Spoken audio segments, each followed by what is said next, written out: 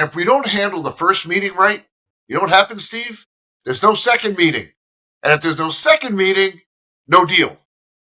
So we have to create an experience in that first meeting that we're not begging for a second meeting, that we create an experience that they're saying, Steve, when can you come back and meet with us again? This is Outside Sales Talk, the best podcast for outside salespeople. I'm your host, Steve Benson, and we're here to chat with the world's top sales experts so that you can get their best sales tactics to level up your game. Welcome back to Outside Sales Talk. Today I have Lee Salz with us, and we're going to talk about the First Meeting Differentiator. Lee, welcome to the show. Thank you, Steve. Great to be here. Lee Salz is a globally recognized sales differentiation strategist and the author of the First Meeting Differentiator, part of his best-selling Sales Differentiation series. He's a sales contrarian who challenges old school selling and helps organizations win more deals at the prices they want. Lee is an award-winning speaker, and he was named the 2022 Speaker of the Year by the Institute for Sales Excellence and ranked number 6 top sales thought leader by Global Gurus for 2025. So today, Lee is going to share how to turn first sales meetings into powerful client-focused conversations that set you apart. So Lee, you've said traditional discovery meetings must die. What's broken? Yeah, how's that for starting a conversation? I like it. What's broken about the way most salespeople approach first meetings today? What should we change? Yeah. See, you introduced me as a sales contrarian, and you're exactly right. And this is just one of the things, a discovery meeting, that I'm on a mission to eradicate. Because if you think about how do most salespeople prepare for discovery meetings? They come up with a list of questions they're going to ask, the information they're going to share. Right? Nothing wrong with that. And if you're in a camp that says it's a great game plan for the first meeting, let me ask you this. What does the person on the other side of the desk get out of this meeting? And if you're like most salespeople I've talked with, you've never looked at that first meeting from that perspective. That right there is the fundamental flaw with having a discovery mindset. Looking at that first meeting as a discovery meeting. Because discovery meetings are entirely for the salesperson's benefit. And most people are aware of that, which is why when you prospect and you're lucky enough to get someone to engage with you either on email or you get them on the phone, they decline to meet with you. Because unless they're already in buying mode, there's no point meeting with you because they know they're not going to get anything out of that interaction. But if you think about the times when you've gone to the doctor, you've gone there for two reasons: to become wiser about your circumstances and to understand potential remedies. You wouldn't have gone if you thought you were a science project. They were going to gather all this data about you, but you got no benefit out of it. But that's what we're doing with discovery. It's all for us, nothing for them. Now, doctors don't call first meetings discovery. What do they call them? They call them consultations. And the expression consultation implies there has to be meaningful value for the other person as well. So I'm on this mission right now to change the sales mindset from discovery to consultation with an emphasis on providing meaningful value during a first meeting. See, what I'll do, Steve, is I'll ask salespeople, if I agree to take a meeting with you, what do I get out of it? And they'll pause and they'll think, they'll say, well, you're going to learn about my company and what we offer. And that's not getting you in the door. Here's why. There's two types of sales, and I'm going to explain those two types using a bathroom environment.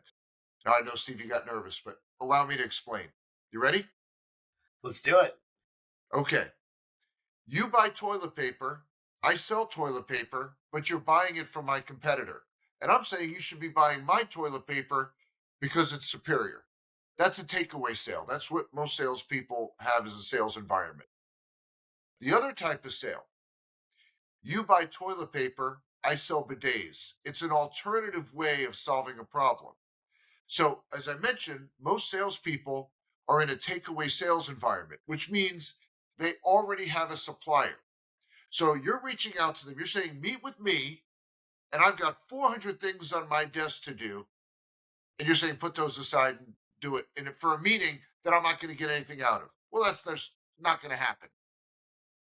So let's come back to that meaningful value question. If I take a meeting with you, what do I get out of it? And now they're stumped. And I'm guessing, Steve, your audience likes free things, right? We all do. Generally. Okay. And I'm going to share with you a very difficult URL for everybody to remember. Meaningfulvalue.com. If you go to meaningfulvalue.com, you can download my tip sheet, 10 ways to provide meaningful value during a first meeting with a prospect. Here's the key. If you want them to take that meeting with you, they have to come away wiser, learn something that helps them either in their role or helps their company. Learn something during that time spent with you. Now, here's the key. When you identify that meaningful value that you're going to provide during that first meeting, you fold that in your prospecting messaging. So you'd say, Steve, when we get together, I'll share with you a best practice that manufacturing executives are taking advantage of to creatively reduce costs. Now that's going to help get you in the door, and you're going to have a much more productive consultation.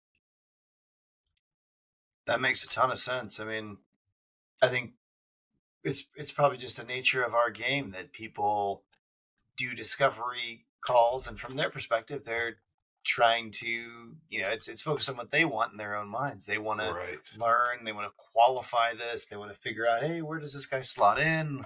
Is this even my deal, or do I have to give it to the other rep? Like, what Right. what is Right. this? Where does this fit? And you're right, it's got to be about what the customer gets. You gotta give them something. You got to be consultative, or there has to be a reason for them to show up. It can't just be about you, which is a Right. challenge with a lot of companies' sales processes, right? Where the first call is with more of a qualification situation, right? Well, qualifying is important. And there's a chapter dedicated to that subject in my book. It's one of the most underappreciated skills, both by salespeople and sales executives, right? Because what we do is we say, hey, salespeople, you need to qualify. And go, okay, yeah, of course, I got to qualify. Well, relative to what? You got to qualify relative to something. And you're probably thinking, I mean, an ideal client profile. I think that's the worst thing you could ever give a salesperson. How's that for sales contrarian, Steve? That it's very contrarian, but I love it. Well, let me explain. An ideal client profile says if all the stars were to align, this is the kind of business we'd love to have. It's like a lottery ticket. If you look up the word ideal in the dictionary, you'll see the expression existing only in one's mind. Sales is hard enough. I don't need something that's only in my head, right? But here's what salespeople do need: a target client profile. And I'm not wordsmithing, it's a totally different tool. A target client profile says this is who will perceive the most meaningful value in what we offer, which gives deals the greatest likelihood of coming to fruition. So in my book, I lay out a 12 component tool that you can construct that becomes a benchmarking tool to qualify, as well as helping you to identify which deals you should be investing time in. Because our most precious resource is time. Nobody gets more or fewer minutes based on how much money they have, right? We all get the same amount. And when you look at top performers, they are so careful when selecting the deals that they're going to invest their time in. Notice I didn't say spend their time, invest their time pursuing. And Steve, I have these conversations all the time, post mortem on deals that they didn't win. They take me through them. They said, yep, we lost this deal at the end. So you didn't lose a deal. They said, well, we didn't win it. No, I agree with you. You didn't win it. You were never in the game. You were never a viable option. There's some qualification you could have done in that first meeting, in the first 15 minutes, that would have told you, run. Don't go after this deal. You have no shot. They have requirements. They have some things that they absolutely must have, and you're not a fit for it. You know, a lot of salespeople say it's a lottery ticket. You got to be in it to win it. Well, that's what an ideal client profile does to you. And you wind up chasing pipe dreams and you don't have a pipeline. That's great. I'm going to quote you on that. That's fantastic. Oh, well, thank you. Thank you. Um, Okay, we're done. Interview's over. This is one idea. I've heard enough. No, so you call the first meeting the differentiator, which I've never I heard do. before. What talk about why that moment, the first meeting, is so crucial compared to the rest of the sales process in terms of differentiating yourself Yeah. and your service? Yeah. So the first meeting is the deal foundation, right? Think about what's going on in that first meeting. We talked about qualifying, we talked about differentiating ourselves, acquiring information, sharing information, arousing emotions, which I'm sure we'll be talking about in a little bit. So much has to go on in that first meeting because one of the things that I'm trying to decide from my side of the desk as a salesperson is go, no go, for all the reasons we talked about a few moments ago. And if we don't handle the first meeting right, you know what happens, Steve? There's no second meeting. And if there's no second meeting, no deal. So we have to create an experience in that first meeting that we're not begging for a second meeting, that we create an experience that they're saying, Steve, when can you come back and meet with us again? When can we talk some more? That's how you know you got it right. And is that when you've created meaningful value? The value is meaningful enough that they want to engage with you going forward. What are some tips and tricks uh, that you would have? Either how do you communicate in a way that strikes someone emotionally or rationally Yes. or whatever the framework is that makes them Yeah. say, this is really valuable. I need to hear from these guys again. I gotta start walking down the aisle with them. Yeah. So let's come back to this concept of discovery. And we said, how do salespeople prepare for discovery? Here's the questions I'm going to ask, and here are the message points I'm going to convey. But if you think about it, there's an infinite number of questions you can ask, and only so many someone's going to tolerate. You can talk about your company and what you offer for 16 hours, but there's no one's going to give you a 16-hour meeting. I don't think you'd want it anyway. So there's a strategy I present in the book. There's a chapter dedicated to this of reverse engineering the first meeting, where we define it by saying it was a great first meeting if we accomplished what? So we think futuristically. The meeting is over. If it's a Zoom, we're ending the Zoom meeting. If it's an in person meeting, we're heading back to the car. It was a great first meeting if we accomplished what? So we need to identify the outcomes, the criteria that would make for a great first meeting. So there's certain information we need to acquire, right? So we'd identify those aspects. Other aspects we need to accomplish during that first meeting, and then it becomes a project plan. So imagine you have this left-hand column. Here's what I have to achieve. Now, how do I achieve it? Those are the rows. And the tools we have to achieve those are the questions we ask, the information we share verbally and visually, and the actions we take before, during, and after. So now let's come back to the difference between discovery and a consultation. In a consultation, what questions am I going to ask? Only the ones associated with the outcomes that I've identified. What information am I going to share? Only the information associated with the outcomes that I've identified. Now you have a defined approach for handling that first meeting. So I mentioned there's a chapter dedicated in the book to it. What you'll find in the book is there's tons of relatable stories, but there's also workshops. And not only are there workshops, but there are downloadable tools. So the book will guide you through the completion of the tool. But like in this case, when we're talking about reverse engineering that meeting, there's a download to identify. So I'm not asking you to start from scratch and saying, so what are the outcomes that would make for a great first meeting? I've got probably 97, 98% of them in this worksheet, but there's a place for you to add some more if I missed anything. But you go through all that, and now you say, okay, now we know what a great first meeting looks like. And now we got to put the game plan together, which is what the rest of the book guides you to do to help you achieve all of those outcomes. Makes sense. And I've read you talk about empathetic expertise. What Ah, does that yes. what does that mean in practice, and how can sellers use it to better engage Yeah, buyers on an emotional level? great question. So, Steve, I'm going to throw out a sales concept. I know you said you're not in sales, but I'm going to guess you've heard this expression somewhere near 4 million times. You ready? Yeah, People buy based on emotion and justify their decisions with logic. How many times have you heard that? once or Right? twice, and that makes sense Oh, to not the me. 4 million. Okay, so you're in the minority there. At least 500,000. Now find a salesperson who's never heard that expression. Everybody's heard it gazillion times. Can you find a salesperson that puts it into practice? I bet you can't. If you and I recorded 100 first meetings, all types of sales, technology, software, hardware, products, services, all of that, all market segments, all around the world. I bet you the deed to my house that 99 of that 100, if not all 100, the entire conversation was logic, no emotion whatsoever. And I struggle with this. Like, if everyone has heard that expression, they know that concept, why is no one doing it? And then I had this epiphany. I have two sons that played college baseball.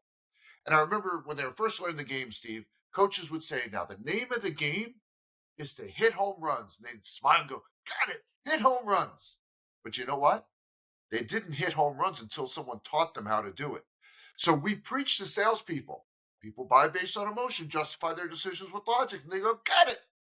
But we haven't taught them how to do it. So I'll give you an example. Common question salespeople ask, Steve, what's the biggest challenge you face in your business? And as a result of that question, you're going to give me some information, right? What if I ask the question this way? Steve, what is that one thing?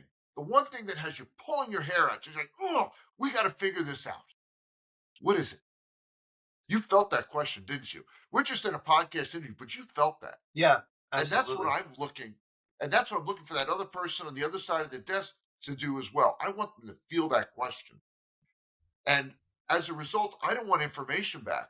I want information with color, flavor, texture.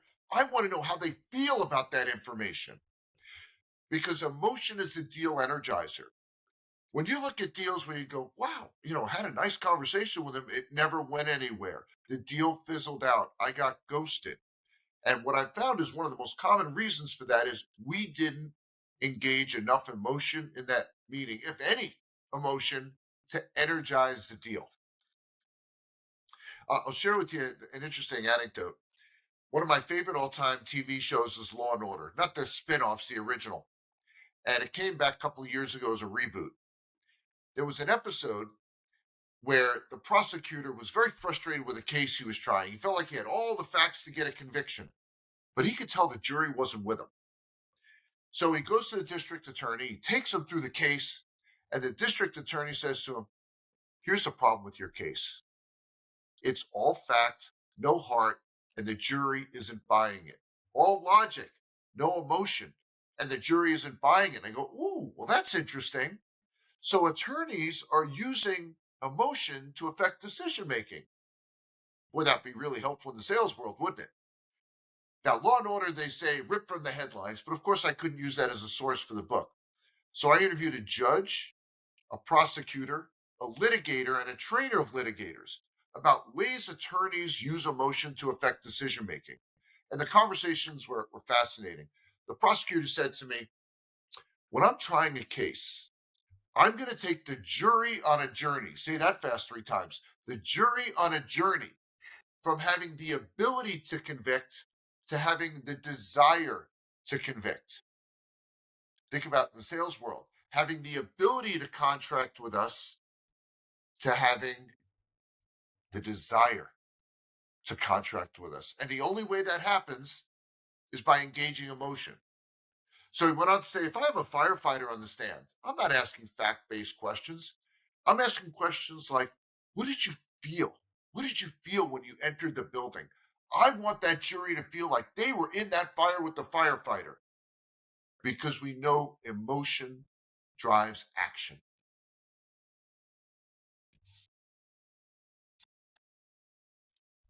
I'm taking notes on the stuff you're saying. This is great. Oh, thank you. So, how would you go about asking questions? Like, how would you coach someone to think of what questions they should be asking?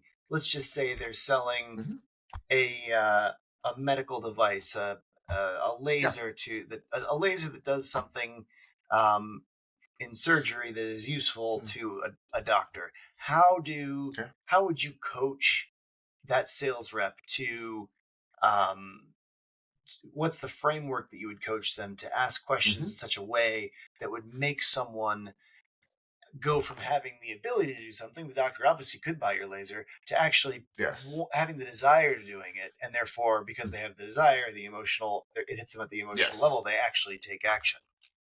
Right. Okay, so let me continue with what we were talking about the emotion.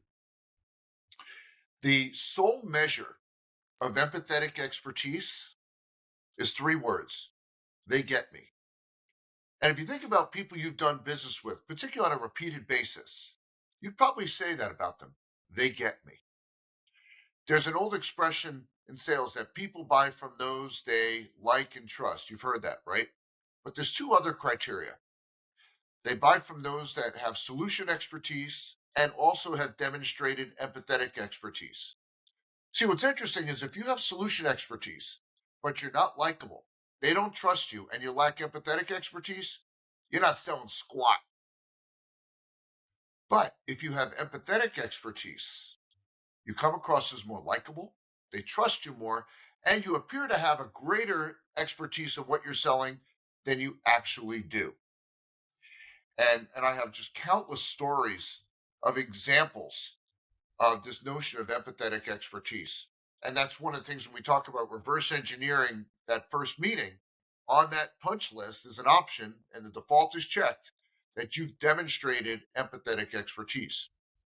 So you asked me about crafting questions.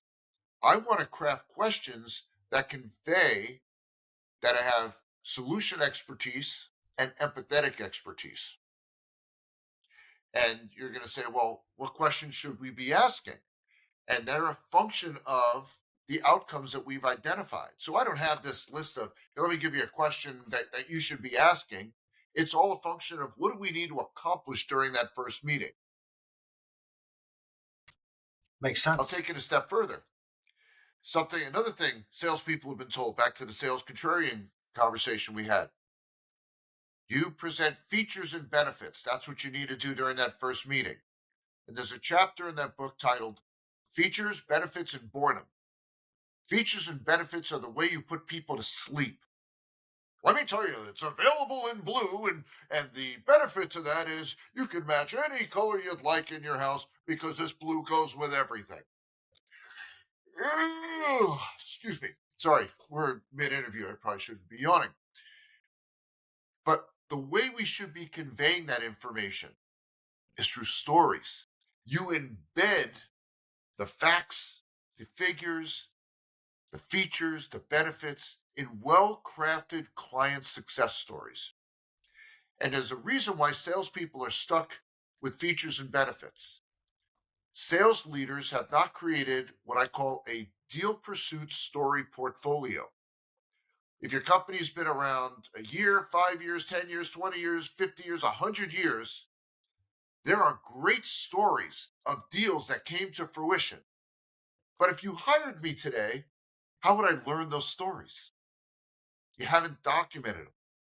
So, a recommendation I have for sales leaders that are listening to us today is to create a deal pursuit story portfolio where you lay out that journey of how these clients came to be.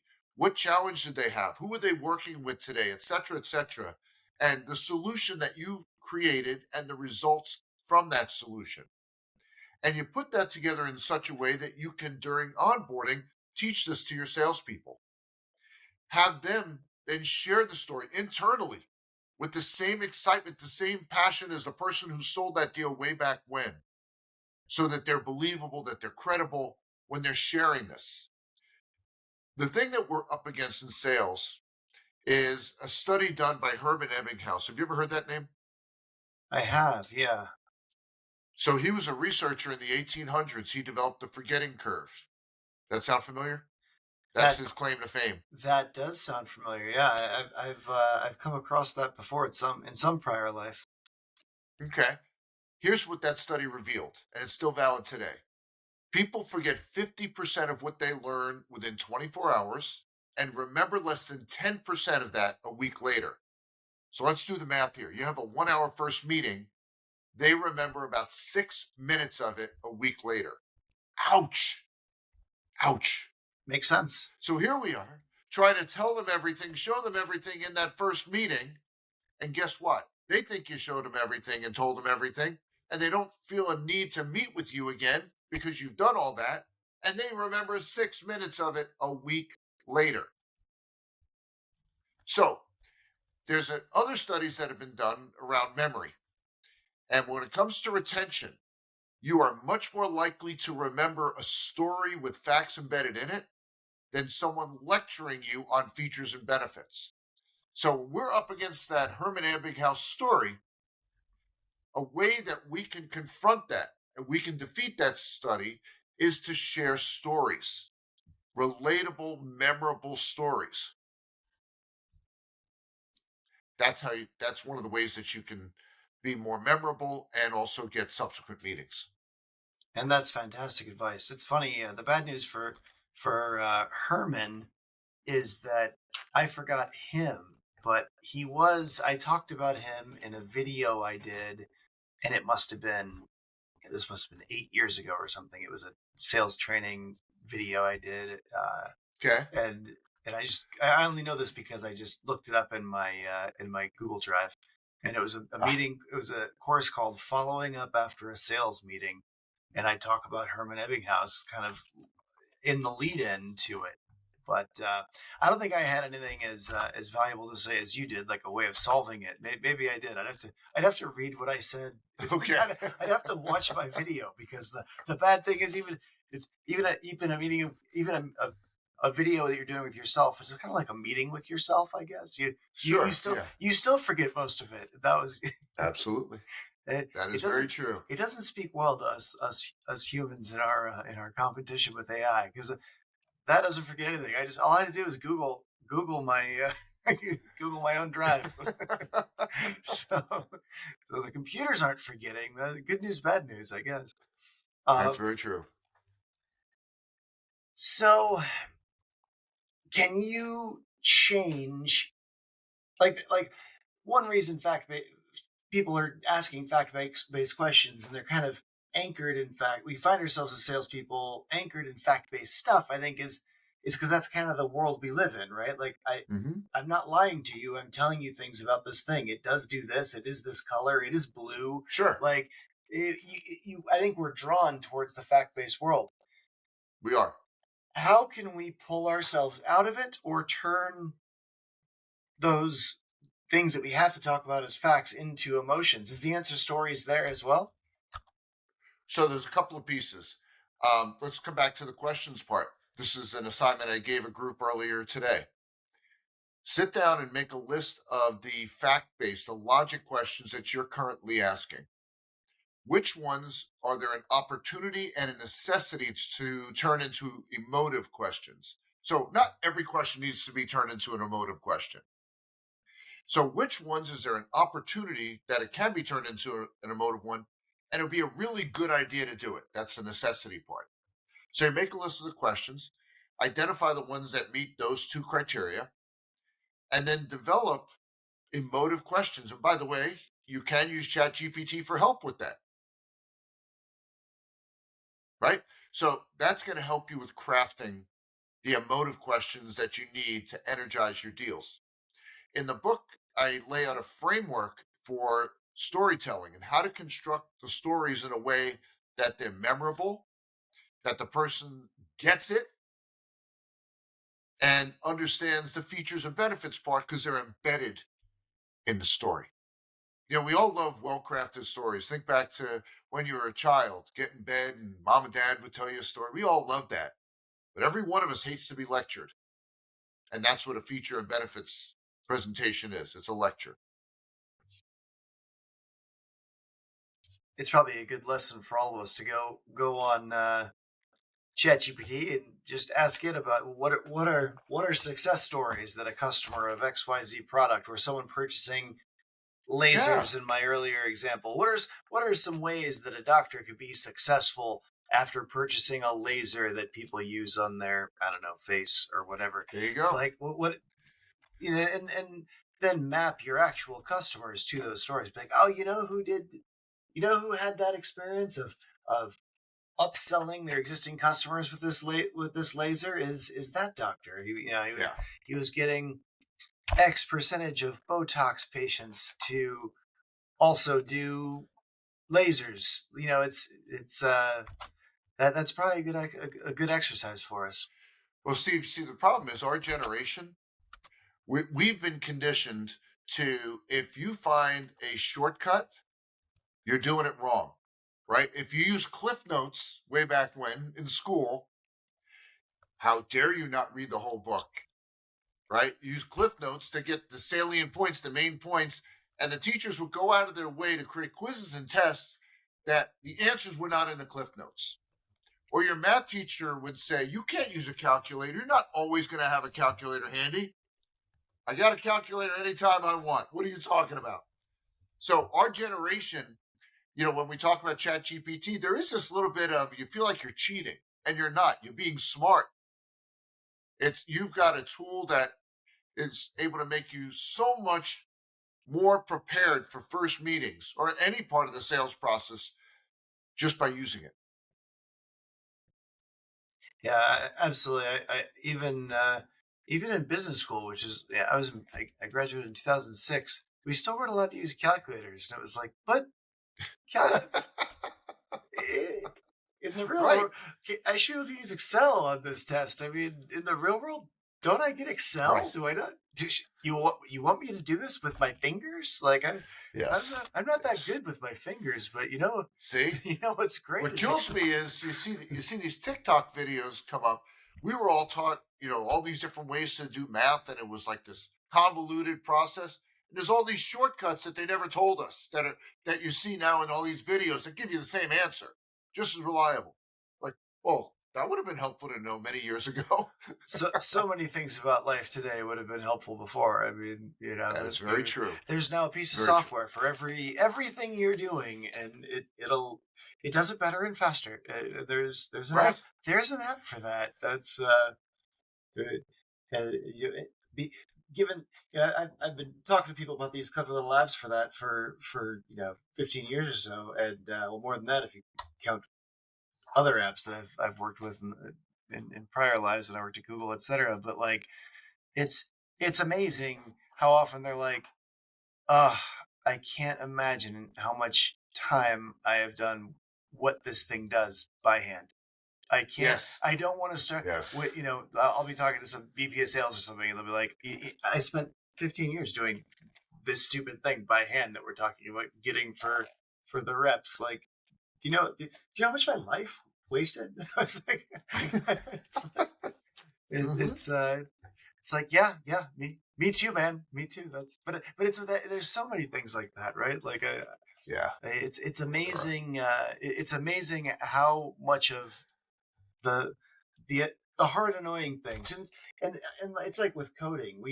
Our engineering team isn't. We're not finding that like AI replaces our engineers. It just makes them go faster. They don't have to do the Right. annoying work. It's like the annoying busy work that it's really good at. It can't show them how to solve the problem yet, but it can do a bunch of annoying busy work. And so they're like, yeah, we're going 50% faster than we used to because all the stupid stuff, that I used to have to train an intern to do or, outsource to, Fiverr or whatever it was. Now I'm just, Hmm. I plop it right in and it does it. Or you see, there's two types of salespeople. There are salespeople scared to death that AI is going to take their job away. And then there are salespeople who say, you know what? AI is going to help me look really, really smart, much, much faster than I ever have been able to before. I think sales is one of the jobs that do not go away with the world of AI. I think Yeah. elements of it do. Just like you could say, Yeah. oh, you know, the internet's going to take away all the jobs. It's like, yeah, Absolutely.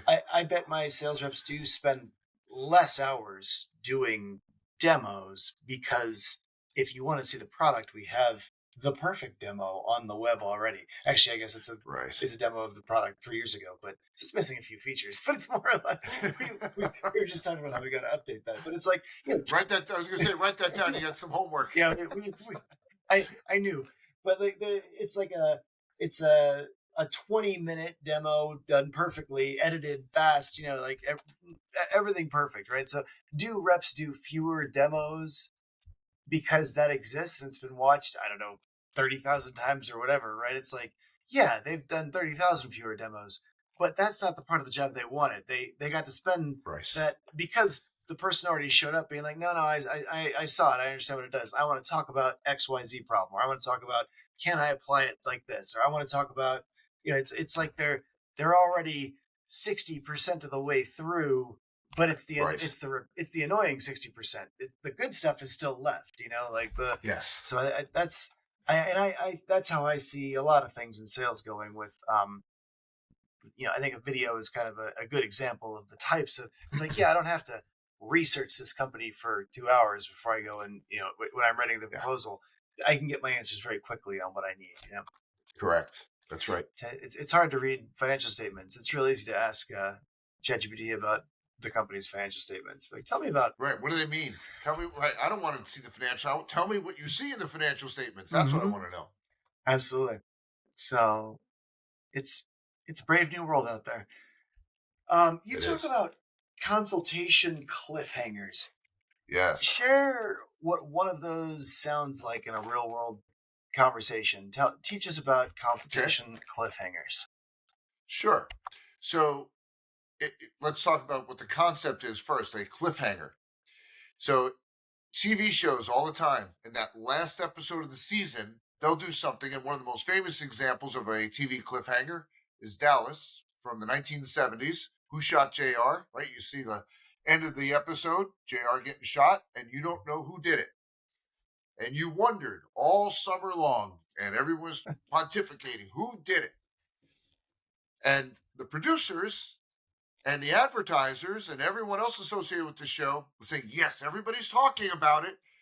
So they'll do one thing. What's the one thing the TV company wants? People to watch it next year and more people to watch You it got it. next That they year. come back and want, and they watch it again. I still remember my parents.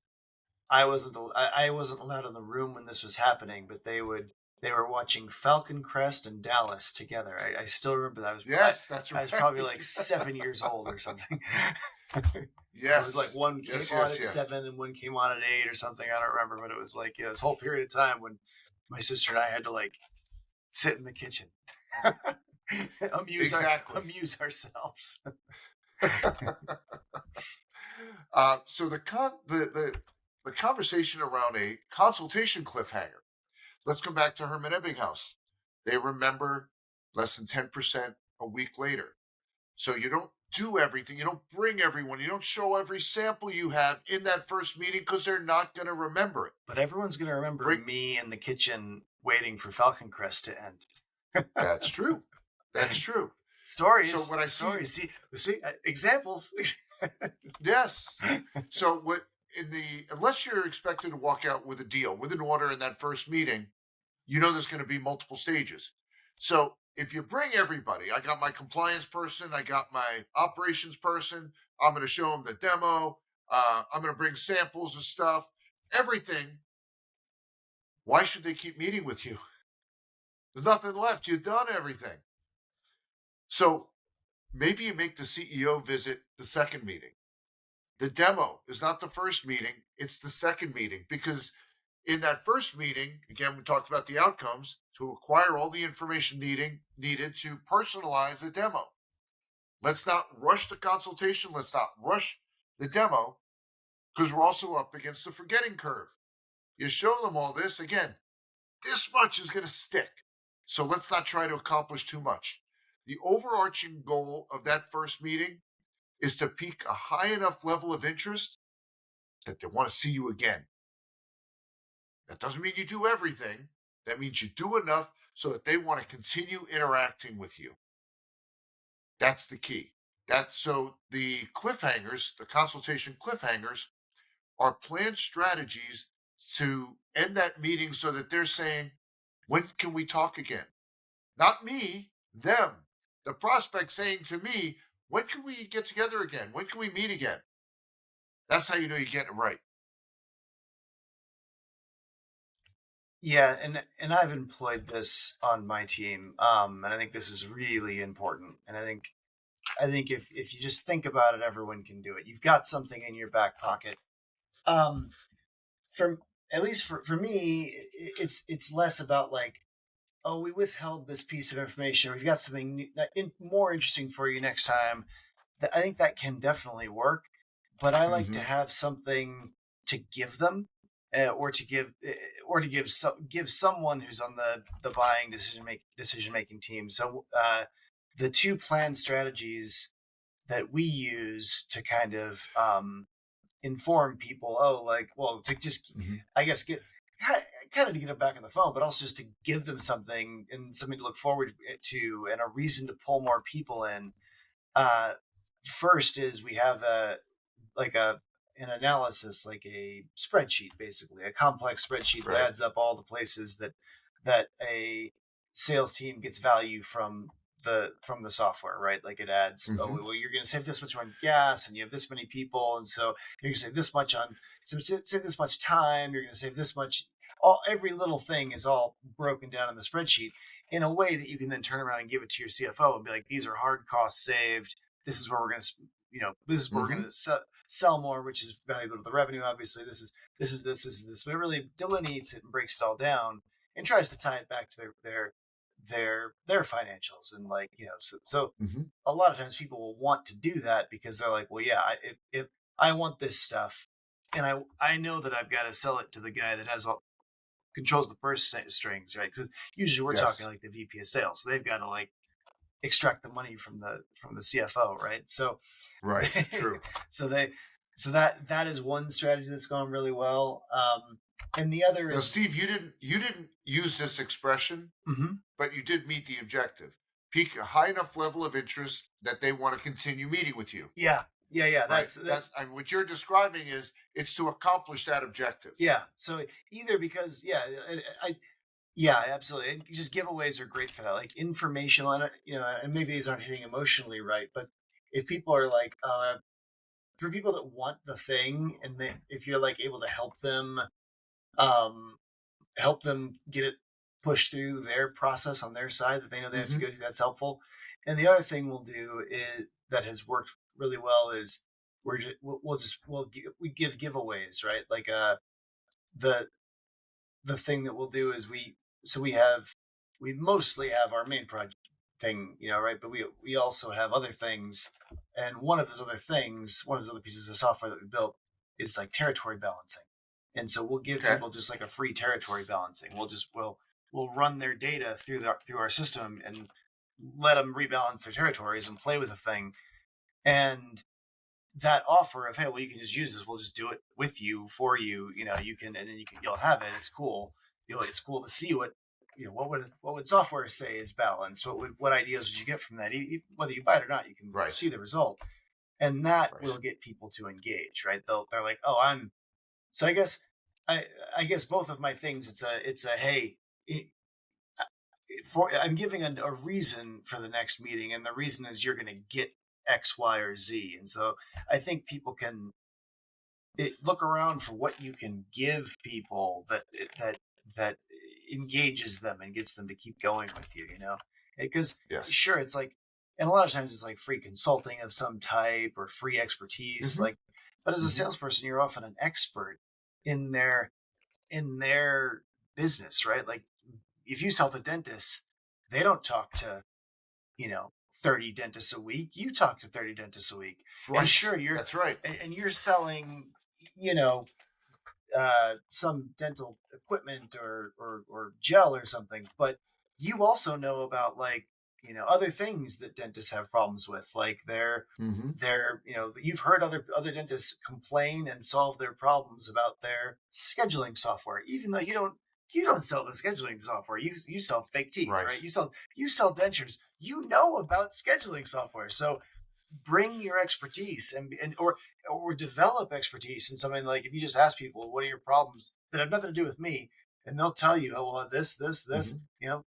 my customers finding parking. Like, you can become an expert in that element of your customer's business, and you can write up a little thing, you can give a little presentation, you can say, oh, I actually happen to have deep expertise in software that dentists use for scheduling.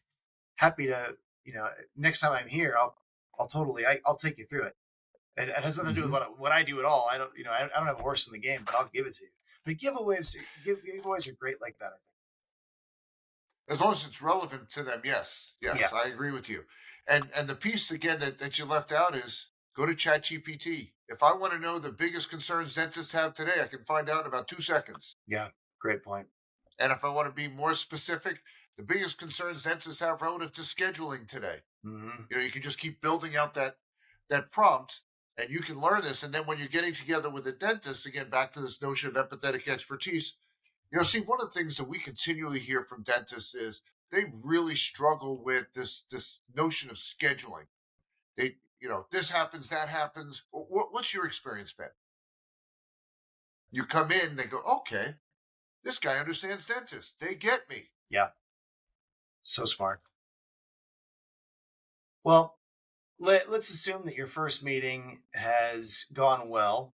What's your Yeah. best way to end it, and what's your best way to follow up? I guess I'm jamming two questions in there, but No, I think that's great. Okay, so let me share with you first the simplest thing to do that not enough salespeople do. Thank you.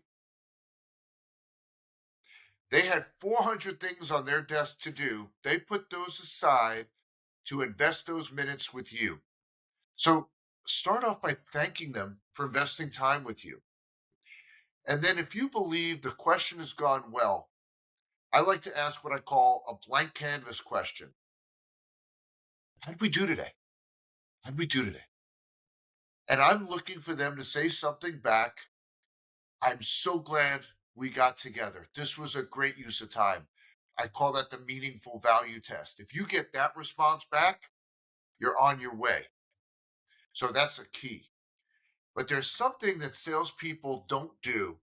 And it's not just, we all do this. And it doesn't matter how long you've been in sales, we get lazy, we get sloppy with this.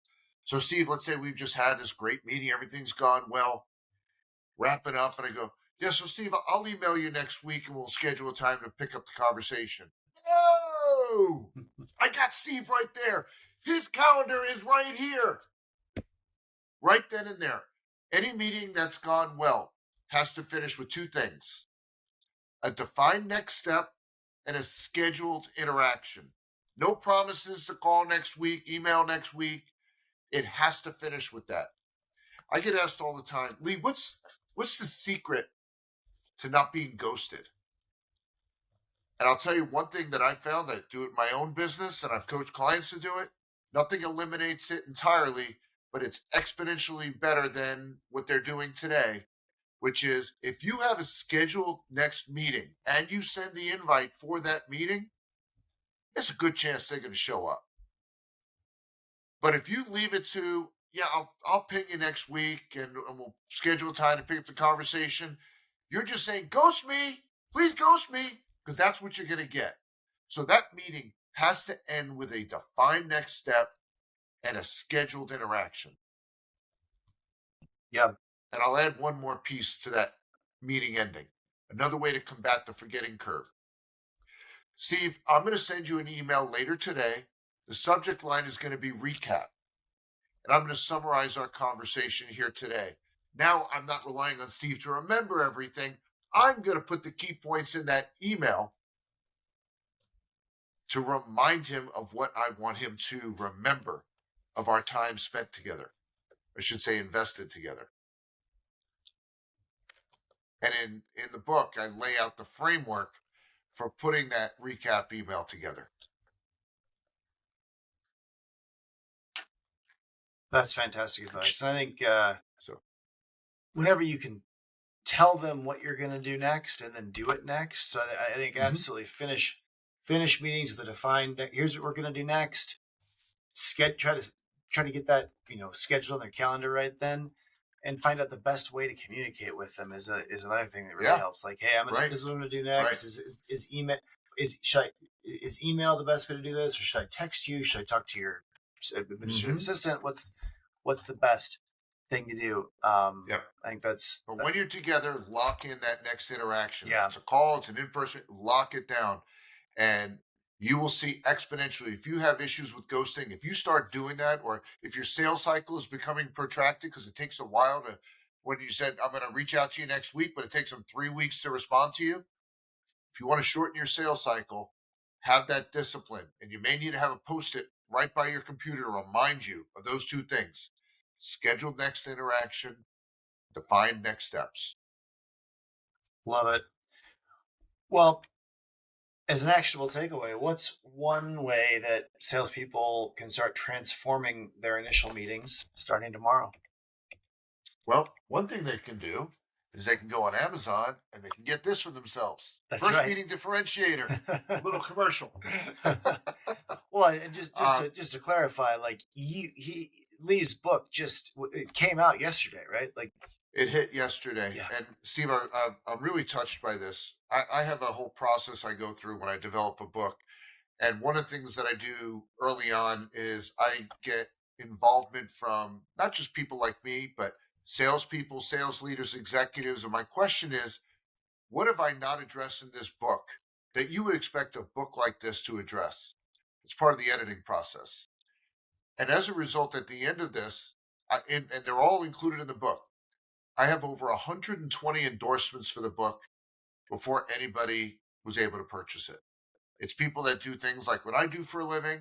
It's business owners, CEOs, other executives, sales leaders, and salespeople. So, that's and I'm just really touched by the kind words. And if you go on LinkedIn, LinkedIn is now flooded with all these endorsement quotes of them putting out. So I really appreciate that. well But that if you go to firstmeetingbook.com, you can do a couple of things. You can download the first chapter. And if you decide to buy the book, go to firstmeetingbook.com and take advantage. There's a bonus that I'm offering. I'm offering to conduct 3 master classes exclusively for book purchasers based on the content in the book to help you implement what you read. very cool. Well, that's Steve, awesome. what's interesting is if you go on Amazon and you look for a book on prospecting, there's a gazillion of them out there, right? The purpose of those books is to get you the meeting. Now find a book that helps you to put together the strategy once you've got the meeting. It didn't exist till yesterday. Tons of sales books touch upon it, but this book doesn't tell you how to get a meeting. It doesn't tell you what to do after the meeting. It's dedicated to the first meeting. Very cool. Yeah, it's a funny thing. I'm running through my memory banks. I don't know what podcast episode this is, 300 or so of sales thought leaders that I've talked to, and I don't I don't think anyone's ever addressed this concept. But it's obvious. I mean, I was it's shocked. obvious that it's super important. I mean, without a doubt. I mean, it's obvious. Like it's a strange thing that just no one's taken that angle of, because when you train a sales rep, what are the first things you do? You tell them how to take that meeting, right? Like that's Right. Everybody's thinking about how to get the meeting, and they go, "Woof! I booked the meeting. What are you going to do during the meeting?" yeah. Well, You worked so hard to get it. well, I'm thinking about my own training material. We're literally training 2 sales reps right now, and I'm like, are we doing this enough? Are we teaching them about that? But Well, I'll give one last nugget before we wrap up. Here's the difference between a discovery mindset and a consultation mindset. A discovery mindset, you got the meeting, yay. And you're going to start that meeting by saying this: Steve, what I want to do today is ask you some questions about your business, and then I'll share with you some background about what we do. What I want to do today, right in the first few moments, you've just proven the purpose of this meeting is for me, what I want. Rule of thumb, there's only one person in the world who cares what you want. You know who that is, Steve? my mom.